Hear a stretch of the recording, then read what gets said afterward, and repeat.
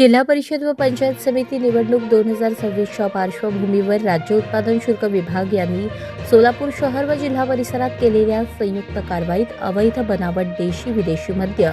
व गोवा राज्य निर्मित विदेशी मद्य हातभट्टी दारू निर्मिती विक्री वाहतुकीवर केलेल्या धडक कारवाईत 52,19,102 रुपयांचा मुद्देमाल जप्त केला।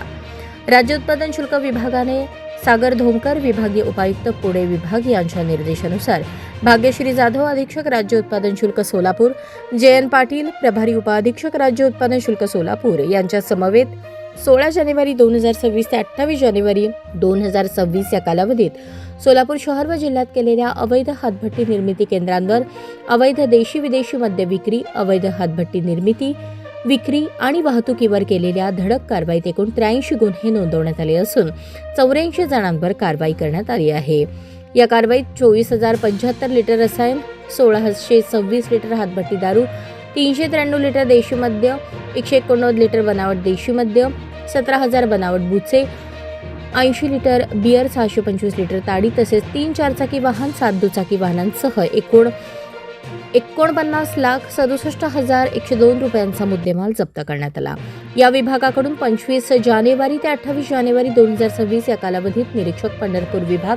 या विभागाने सांगोला तालुक्यातील निजामपूर येथे कारवाई करून 346 लिटर बनावट विदेशी मद्य तसेच बनावट बुचे, बनावट लेबले आदींसह एकूण 5,03,840 रुपयांचा मुद्देमाल जप्त करण्यात आला असून एका आरोपीस अटक करण्यात आली आहे। सोलापूर शहरातील जोनाविडी घरकुल परिसरात कारवाई करत अवैध परराज्यातील गोवा बनावटीचे 560 लिटर मद्य, एक दुचाकी वाहनासह एकूण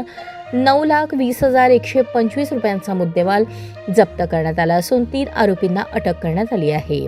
तसेच निरीक्षक अ विभाग, दुय्यम निरीक्षक अ 3 विभाग यांनी केलेल्या संयुक्तिक कारवाईमध्ये मौजे खवणी तालुका मोहोळ येथे गोवा राज्य निर्मित 225 लिटर विदेशी मद्य जप्त करून एकूण 2,52,000चा मुद्देमाल जप्त करण्यात आला। या विभागाकडून या कालावधीत अवैध मद्य विक्री करणाऱ्या, मद्य पिण्यास परवानगी देणाऱ्या एकूण 8 ढाब्यांवर गुन्हे नोंदवण्यात आले असून 24 आरोपींवर कारवाई करण्यात आली आहे। अशा प्रकारची धडक कारवाई पुढेही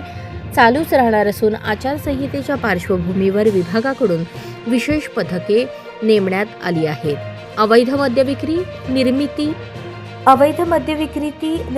निर्मिती आणि वाहतुकीविरोधात कारवाई यापुढेही चालूच राहणार असून अवैध मद्याबाबत माहिती असल्यास टोल फ्री क्रमांक 1800233999 किंवा व्हॉट्सअप क्रमांक 8422001133 द्वारे कार्यालयास माहिती देण्याचे आवाहन राज्य उत्पादन शुल्क विभागाने केले आहे।